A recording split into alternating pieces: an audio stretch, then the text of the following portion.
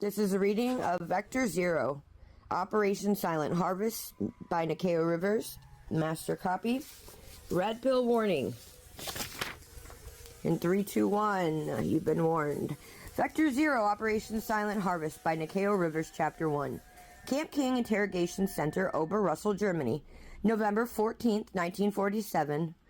0423 hours. I can never say that right, don't mind me. The room had no windows, and that was the first thing that Dr. Kurt Blumia had noticed when they let him through the steel door and gestured to the metal chair bolted to the concrete floor. No windows meant no reference to the outside world, no sense of time passing, and no way to orient oneself except by the single naked bulb that hung from a fraying cord above the scarred table. Psychological warfare, Americana style. Crude but effective.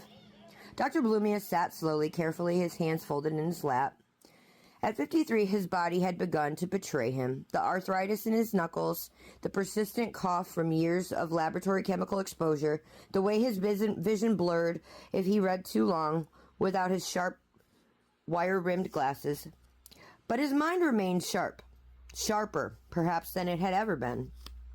3 months ago, he had stood in the dock in Nuremberg. 3 months ago, the world had watched as the prosecution presented evidence of his work at Dachau.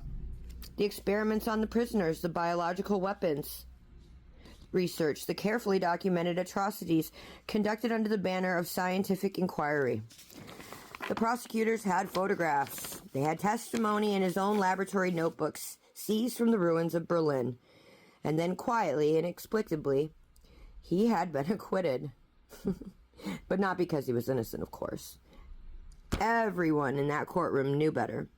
But because certain men in certain offices had decided that Kurt Blumia's knowledge was more valuable than justice, quite literally, the door opened without warning. A young man entered, American military, perhaps 30 years old, with that kind of clean-cut appearance and eager ambition that Dr. Blumia had seen in so many Nazi Party functionaries during the war. The uniform was different, but the type was eternal. Dr. Blumia, the American's German, was serviceable but heavily accented. My name is Captain Richard Jarkis, United States Army Chemical Corps. I apologize for the hour, but we have been waiting for you to transfer from the British zone for some time. Hello, El Capitan.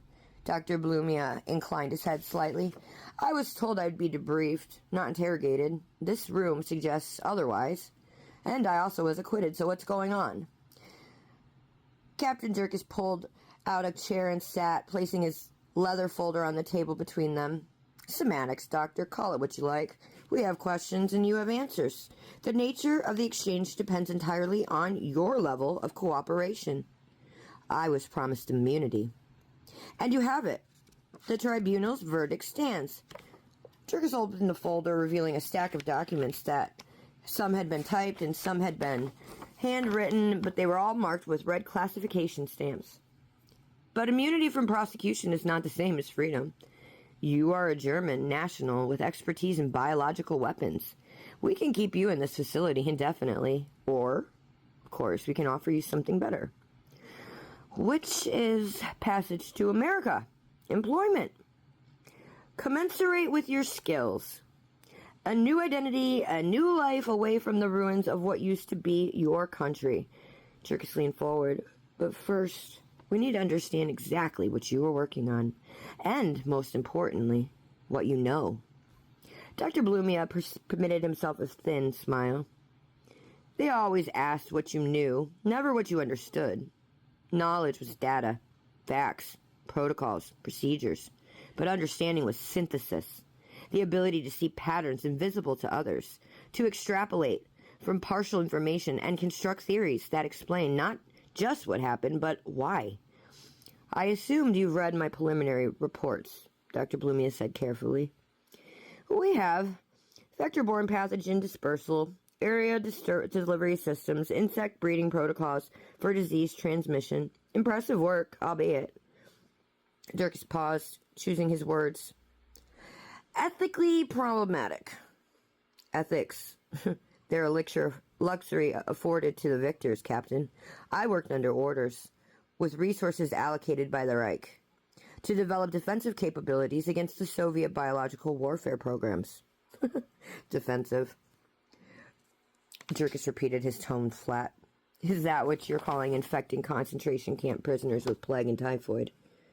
Dr. Blumia's expression, though, it didn't change. He had been asked these questions before.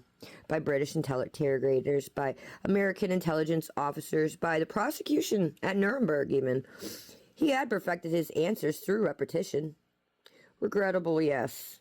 But necessary under the circumstances of total war. Also, yes. The prisoners in question were already condemned. Their deaths served a larger strategic purpose. Understanding how disease spreads through populations, how biological agents can be weaponized and deployed, how enemy forces might attack the Reich through conventional means. It was all true in the narrowest technical sense, but it omitted so much. Jerkis pulled the photograph from the folder and slid it across the table. Black and white, slightly blurred from hasty development. It showed a laboratory, Dr. Blumia's laboratory, though the Americans probably didn't know that, with rows of cages containing insects, mosquitoes primarily, some flies, and in the corner, partially visible, what appeared to be crystalline structures suspended in solution. Tell me about this,